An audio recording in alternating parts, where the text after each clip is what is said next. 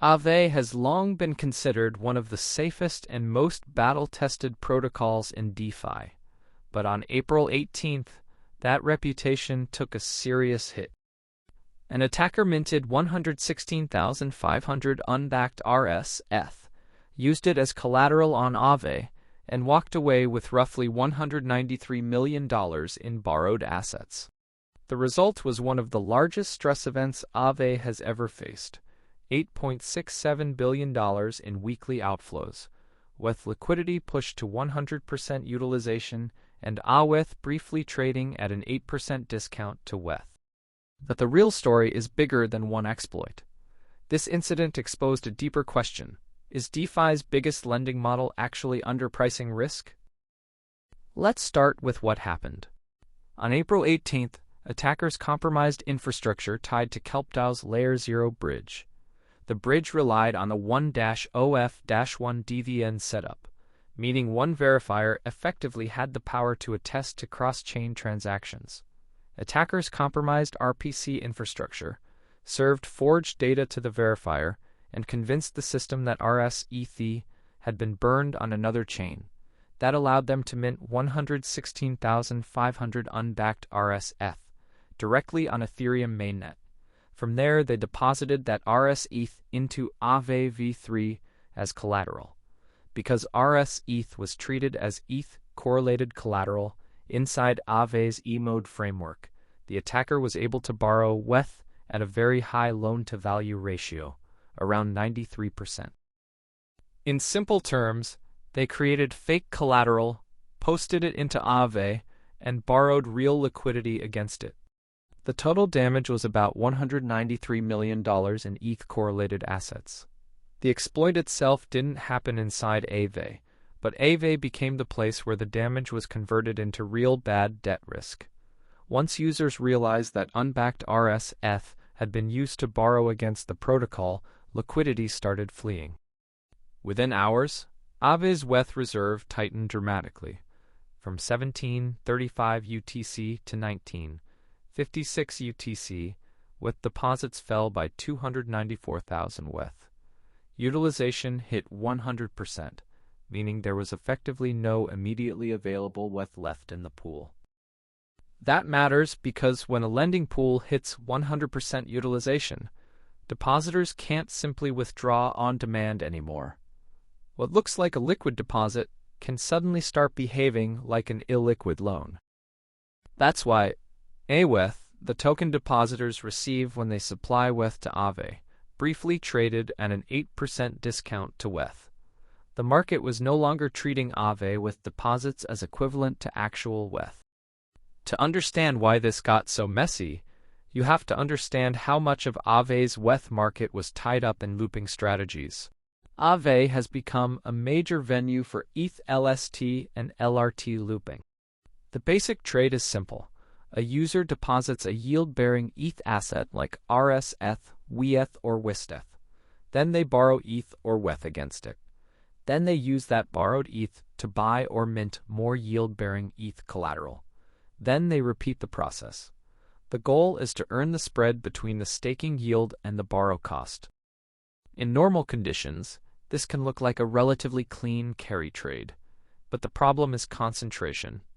On Aave, 98.5% of the collateral backing with borrows came from ETH LSTs. That was roughly $5.43 billion out of $5.52 billion. So, Aave's ETH market wasn't funding a diversified book of borrowers. It was mostly funding levered LST carry trades. That means ETH depositors were not simply lending into a broad, diversified pool. Economically, they were exposed to a concentrated LST funding structure. They were taking tail risk from assets like RsEth, even if they never personally chose to lend against RsEth. That is the hidden leverage, and that is the problem.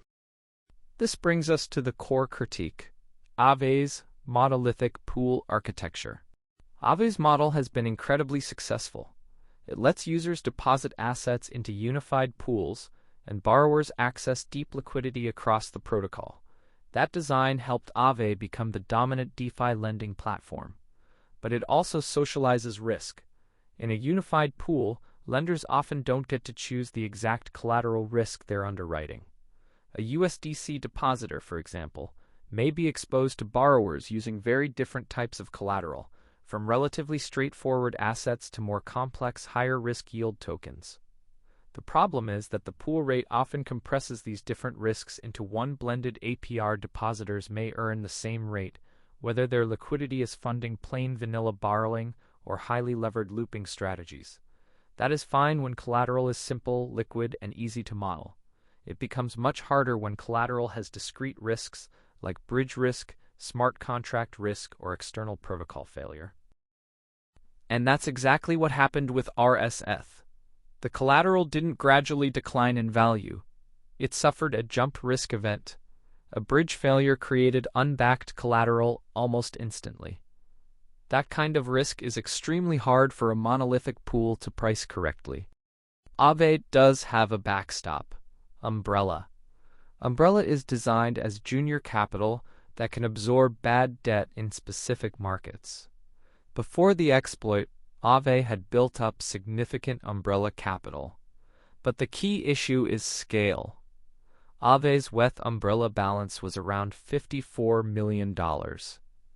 Potential bad debt from the RsEth situation was estimated between $124 million and $230 million, depending on how losses are ultimately allocated across Kelp, Layer 0, Aave, and other affected parties. So even in the lower loss scenario, Umbrella could be wiped out and still not fully cover the shortfall. That means residual losses could fall to the DAO treasury, external recovery sources, or depositors themselves. This is the uncomfortable realization. Aave had a backstop, but the backstop was sized for normal bad debt. It was not necessarily sized for a major exploit-driven collateral failure. This is why modular lending looks better after an event like this. Protocols like Morpho, Euler v2, and Camino v2 take a different approach. Instead of forcing all collateral and liquidity into one big unified pool, modular lending isolates risk across specific markets or vaults. That means lenders can choose which collateral they want exposure to. If they want to lend against ETH, they can do that. If they want to lend against RS, they can do that too, but they can demand a higher return for taking that specific risk. This doesn't eliminate risk, but it makes risk more explicit. Losses can be capped at the market or vault level instead of automatically socialized across a much broader depositor base. That's the big architectural advantage. Aave's model maximizes shared liquidity. Modular lending maximizes risk segmentation. And after an event like this, risk segmentation starts looking a lot more valuable. However, the market reaction wasn't as simple as Aave lost, Modular won. One of the biggest beneficiaries was actually Sparkland. Sparkland also uses a unified pool architecture, but it had no RS exposure, having deprecated the asset earlier. And during the crisis, Sparkland maintained stronger liquidity than many competitors. Sparkland saw around $1.8 billion in inflows from April 19th to April 21st. That suggests depositors weren't only moving toward modular lending, they were moving toward protocols they perceived as better risk managers. So the lesson is not simply monolithic bad, modular good. The lesson is that risk underwriting matters. Architecture matters, but governance, asset selection, caps, liquidity management, and operational discipline matter just as much. The bigger question now is what this means for the future of DeFi lending. The most likely outcome may not be one model replacing all the others. Instead, lending markets may become more segmented. Unified pools like Aave or Spark may continue to dominate for highly liquid, continuously priced assets like ETA, BTC, USDC, and USDT. These are assets where the main risks are volatility and liquidity, which can be modeled through LTVs, liquidation thresholds, and caps. Modular markets may become the preferred structure for long-tail assets. LSDs, bridged assets, and anything with more complex or discrete risk.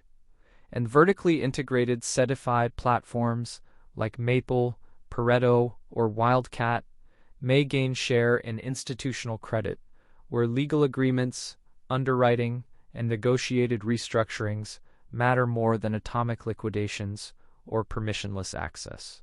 In other words, the future may not have one winning lending architecture. Different kinds of credit may need different market structures. The Aave RsEth incident was not just another DeFi exploit headline. It revealed a structural weakness in how pooled lending markets can hide concentrated risk. Aave's unified liquidity model created massive efficiency, but it also meant depositors could end up underwriting risks they didn't fully understand or explicitly choose. The result was a bank run, frozen liquidity, Aave trading below par, and a serious question about whether Aave's risk backstop was large enough for modern DeFi tail events. As DeFi lending matures, users may no longer reward protocols simply for having the deepest liquidity. They may reward protocols that make risk legible, isolated, and properly priced.